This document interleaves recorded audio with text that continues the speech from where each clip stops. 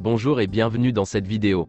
Je vais vous présenter l'actualité du Barça aujourd'hui, en ce mardi 28 mars 2023.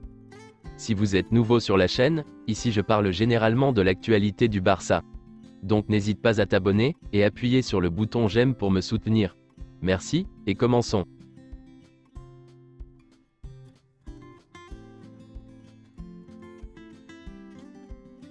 Ousmane Dembélé travaille dur dans sa convalescence, pour revenir le plus tôt possible, mais le club ne prendra aucun risque avec lui.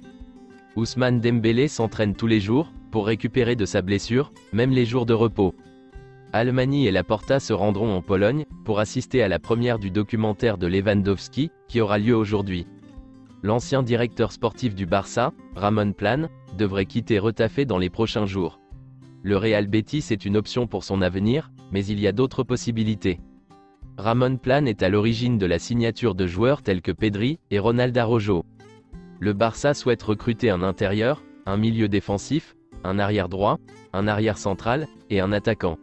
Cependant, ils savent que la moitié d'entre eux devront rejoindre le club sur des transferts gratuits, en raison de la situation financière du club. Le Barça a privilégié la signature d'un milieu de terrain, à celle d'un arrière droit. Le Barça veut un arrière droit offensif, mais il ne trouve pas d'opportunité sur le marché. Les cibles envisagées coûteraient entre 40 et 50 millions d'euros.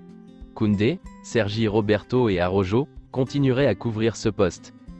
L'agent de Vitor Roque se rend à Barcelone ce week-end. Le Barça aurait pu signer Joselu à plusieurs reprises. Le club a voulu le recruter lorsqu'il était jeune au Celta Vigo, mais le club a demandé Pedro Rodriguez en échange. Il y a 3 ans, ils ont réessayé lorsque Suarez était blessé, mais ils ont signé Braithwaite. Le Bayern Munich insiste sur Gavi. Le club allemand veut profiter des problèmes du Barça avec l'enregistrement du joueur, pour convaincre Gavi. Pas de négociation pour l'instant, mais le Bayern garde un œil sur lui. Le joueur leur plaît beaucoup. Voici une déclaration de Luis de la Fuente, l'entraîneur de l'équipe nationale d'Espagne.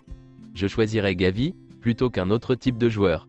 C'est un joueur fantastique, et nous n'avons pas encore vu sa meilleure version. Le FC Barcelone tentera de réduire la clause d'achat convenue avec l'Atlético Madrid, pour Carrasco. Cette clause est actuellement fixée à 15 millions d'euros, mais le Barça souhaite le faire signer à un prix inférieur. Íñigo Martínez a reçu des offres de l'Atlético Madrid, de Naples et de l'Inter Milan, mais sa priorité est de signer au Barça. Lors de la réunion entre le père de Fati et Almani hier, il n'a pas été question d'un éventuel départ du joueur. Le père de Fati a informé Almani du manque de temps de jeu d'Ansu Fati, mais Almani lui a dit qu'il comptait sur lui. Almani a dit au père d'Ansu Fati que si le joueur quittait le club cet été, ce serait la décision de Xavi et de son équipe, et non celle du conseil d'administration. Le père d'Ansu Fati et Jorge Mendes veulent qu'Ansu Fati quitte le club. Si une bonne offre se présente, le joueur sera probablement vendu. Le Barça n'a pas l'intention de vendre Ansu Fati cet été.